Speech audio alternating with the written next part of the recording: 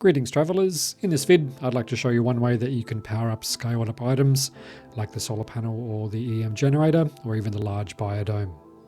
So let's make our scaled up and scaled down items now. I'm going to go through this quite quickly, but I do have a link to a vid in the description which goes through it a bit more thoroughly and slowly for you. So first we want to make a scaled down glass cuboid room.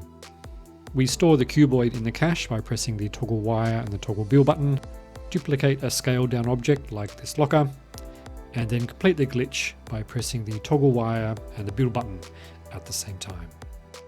We use the same universal adjacency glitch to scale up objects like the solar panel. Toggle wire, toggle build to store it, toggle wire and build to build it. So we can see that the green light is on.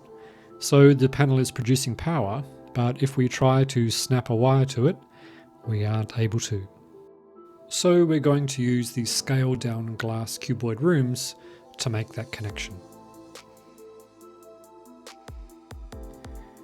Interestingly enough, the wires actually do snap to the scaled down objects, which can be very handy if you want to make a very compact electric array. So let's get to the good stuff. Let's start with the solar panel. All we really have to do is just in free placement mode, place a scaled up solar panel over the top of a glass cuboid room. And then we choose a terminal which is closest to the green light, and it should connect without too much trouble.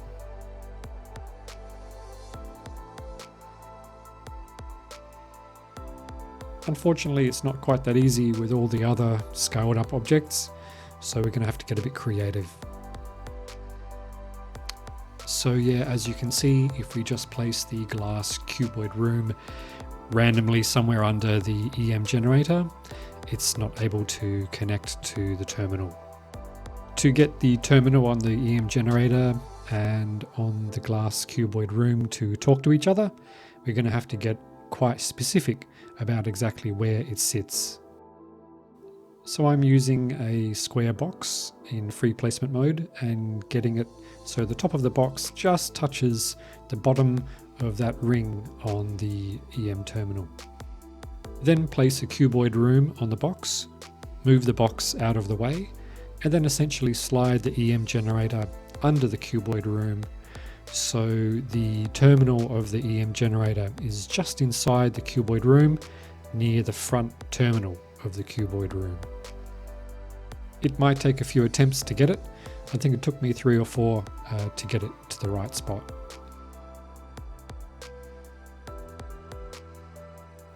And then if we attach a wire to that frontmost terminal of that cuboid room, with any luck, we should be able to draw power from the EM generator.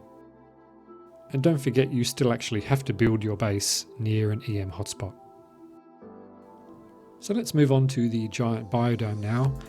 One of the easiest ways to power them is to actually snap a glass cuboid room to the base of it and then wire it up. But using that technique does leave a big hole in the center of the floor, which you might not want. So you can use a similar technique with the glass cuboid rooms to the outer terminals on the biodome. Because I built the dome elevated, I'm using the locker this time to create a platform to place my cuboid room on. Of course, if you're using creative mode, there isn't really a need to have power to anything really. But if you're like me, I tend to try and build my bases so they're compatible with the normal mode as much as possible.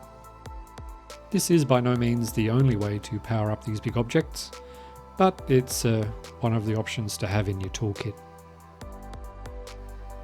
So there we are, we have our elusive blue wire that we were looking for. And we can use this technique with a bit of fiddling for any kind of machinery that requires power, like these scaled up mineral extractors. Well, I hope that was useful. Please leave a like and subscribe if you wish. And as always, thanks very much for watching, and we'll see you later.